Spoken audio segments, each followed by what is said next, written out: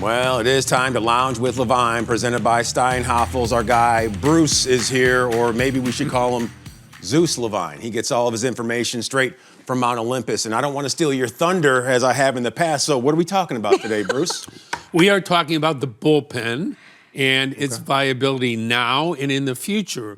What does it look like now, Cole and Elise, and what in the future might we expect? Okay. Taking a look at some of the things that have gone awry over the last few games. We've seen some inconsistencies with the bullpen, but we saw it last night with Jacob Webb. He's been one of the most consistent dudes that we've seen all season long, hasn't he been?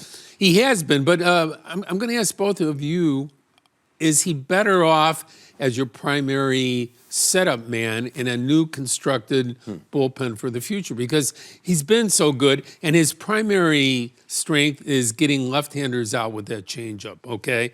It's lethal, and right-handers don't usually have as good an out pitch like that.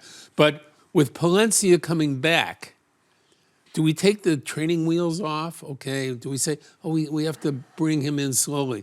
Guy throws 99. Yeah. He pitched well in the playoffs last year. He was on the mound when Venezuela won the WBC. Killer. There shouldn't be any baby wheels, should there, Elise?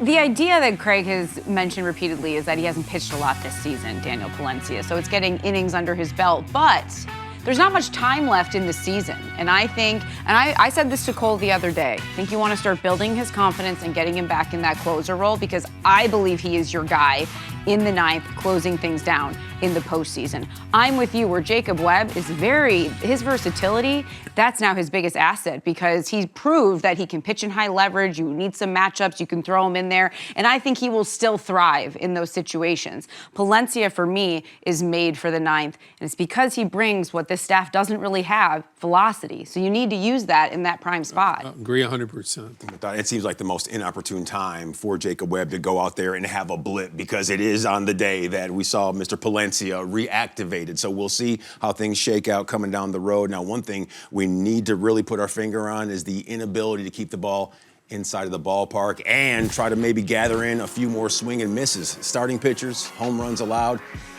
How many teams are there in Major League Baseball, Bruce? At last 30, 30, right? So 30th means that's not good. 122 relief pitchers home runs allowed, tied for 25th, even though their numbers are a little bit better.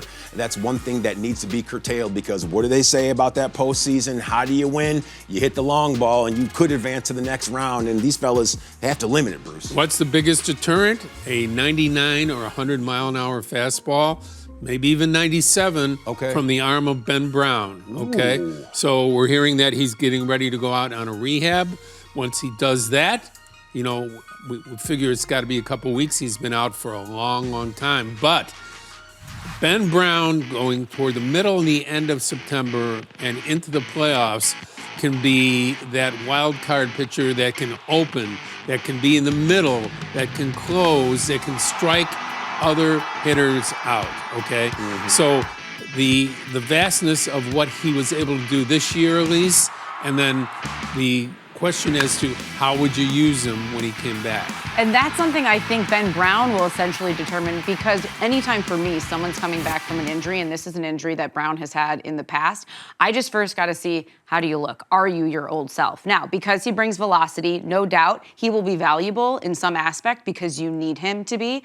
But, that's always the question. Even Daniel Palencia, I thought he looked really good the other night. So seeing that, I was like, all right, I'm feeling better that you're healthy, ready to go. But I like to see these guys first, so then you can figure out what their role can be. But I'm with you when you showed that graphic. Look, velocity is talked about a lot in this game. And rightfully so, because it gets out, and that's then what is limiting the home run. So I did some digging, because I did this last year, and I've mentioned this several times. When it came to velocity on this staff last year, it was lower, not even just among teams in the regular season, but in the postseason. So now I'm taking a look this year, and it's the same narrative, and then this is a team that is also giving up home runs. So any time that you can add or have some velocity in there, I think it'll be really key, because right now the average four-seam velocity on this staff, it's 29th, or you could say tied for last in baseball, because the Diamondbacks are right there at 93.7. You want to add sinkers to the mix? It's last. It's at 93.5. And so in the postseason, power wins, whether you're talking about pitching, whether you're talking about hitting, because that's the concern here and why we're talking about this, because the Cubs pitchers are giving up home runs. What wins in the postseason? Home runs. Sure.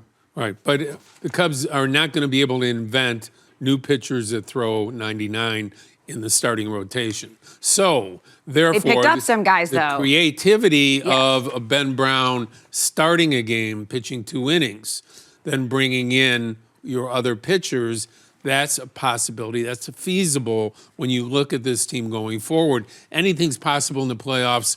We see all kinds of configurations and iterations of different pitching staffs now, how they're used. So there's no one way to do it. You have to look at the Cubs as evolving, even though they've been a stable team for months. And they did that at the trade deadline because you were just Peterson, Holmes, yep, Gossman, exactly. the addition of these 3 dudes and their ability to get the opposition to put it on the mat. That's going to be a welcome sign once the postseason rolls around. Right. Again, as Elise points out, not high volume, high pitchability.